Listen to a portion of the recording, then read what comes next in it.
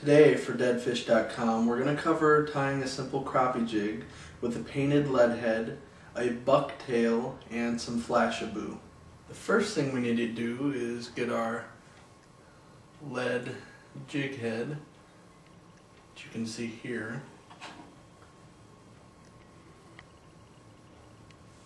We need to get that set into our vise. Just put it in there and get it tightened down.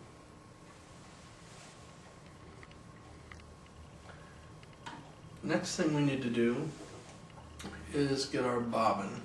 I've already got this bobbin threaded. I'm just using regular sewing thread. You can buy it at Walmart, Kmart, anywhere like that. Doesn't really matter. I'm using white to go along with this pink jig head. We'll end up tying a white buck hair jig along with some flashabou that's got a little bit of a pearl pink color to it. I'll zoom in here so you can see how I start the jig. The way I normally start it is to wrap a few wraps before I get the hair on it. That way the thread stays on easier, it's easier to wrap. It's just a whole lot easier to work with the jig that way. With this little bit of thread that's left over, I just cut it. And now I've got the jig started here. And I've got my bucktail. I'm going to try to use most of the white on the back here, as much as I can anyway. And it's really hard to judge how much hair you want to use. It depends on how you like your jigs. I usually like, and I don't get the same amount each time I tie a jig, but I get around this amount right here. It's really hard to judge that, I guess, especially on camera. But I'm going to go ahead and cut off that amount of hair to use for the jig.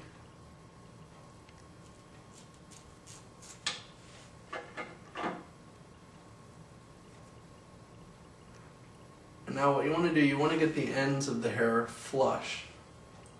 Kind of a straight edge here. And you're going to push it over the jig, kind of over the center of it, so that your jig will be covered in hair completely, 360 degrees. And you'll want to start off wrapping it kind of loosely to get all the hair to stay in the spot that you just put it. As you get your thread around, you can wrap it a little tighter to make it stay. Now I've got the hair secured. I can swirl the vise around here and make sure that all the hair is kind of even around the jig. Looks to be pretty good. And I'm going to continue wrapping a little bit and get this hair a little more secure before I add the flashabou. This part is really up to the preference of the person tying the jig, I suppose. I'm going to trim off this extra hair out here and get it out of the way. And here's the flashabou I'm using. I don't know if you can really tell the color that well on camera. It's kind of a pearly white color. And I'm going to use just a small amount of it to kind of tip the jig with it along the back of the jig. Using a pretty small amount. I'll go ahead and cut that off.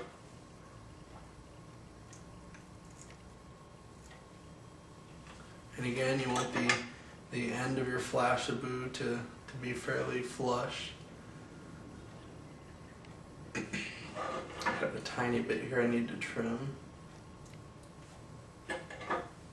Now I'm basically just going to lay this on the back of the jig.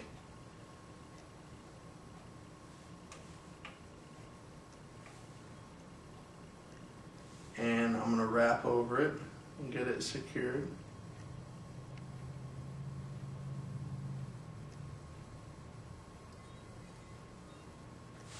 Now it's secured to the top of the jig.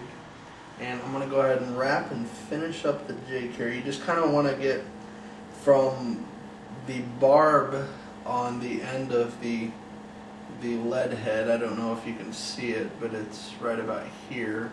I usually wrap and create a body with the thread from there until the head of the jig. I just want to make a solid body of thread. Shouldn't be too hard to build it up with the hair and everything that you've already got there. It creates kind of a backbone to it. Kind of just wrap it until it's even, or at least close to even.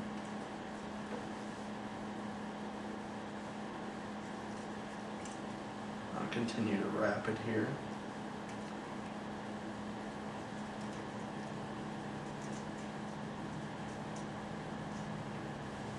I'll just check everything out here, make sure it's alright. Looks pretty good. And I really don't know how to explain the knot. I kind of take two fingers and I wrap the bobbin around and I twist my fingers to create kind of a triangle out of the thread, and then I put it over the jig, let it go with one finger, and just pull the bobbin tight. I'll get it a little closer so you can see that again. Wrap two fingers around, wrap the bobbin around and create a triangle,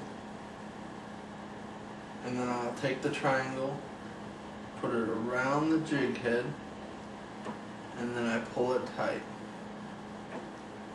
I usually do this twice just to make sure I get a good knot. And what I do here, I use just plain, simple, clear fingernail polish you can buy at Walmart, Kmart, anywhere like that. And I just coat the thread with it and let it dry. Kind of protects your knot, seals your knot up, makes the body a little more secure. Imagine it helps keep the water from rotting the thread too, because it's just cotton thread. And after I get the body coated here, I cut the thread.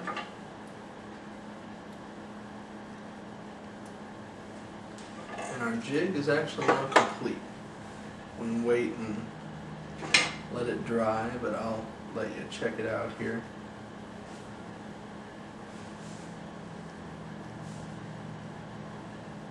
Fairly nice jig. Some of the hair here is bent down because of the barb. You can trim it off if you'd like, or leave it. Sometimes when it gets wet, it changes the shape of the hair a little bit, and it'll all kind of streamline just like that. Get a closer look of the jig.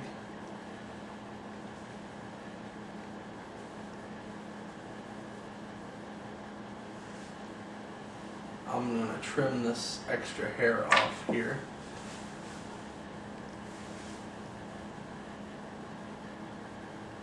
Just grab the scissors.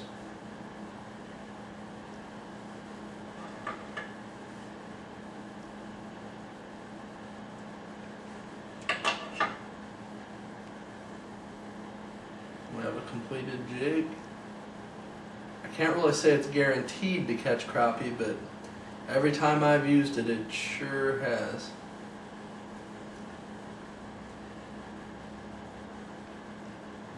Video from deadfish.com showing you how to tie a simple crappie jig using bucktail, painted jig head, and some flashabou.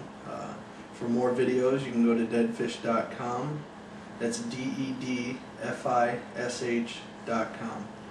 Thanks.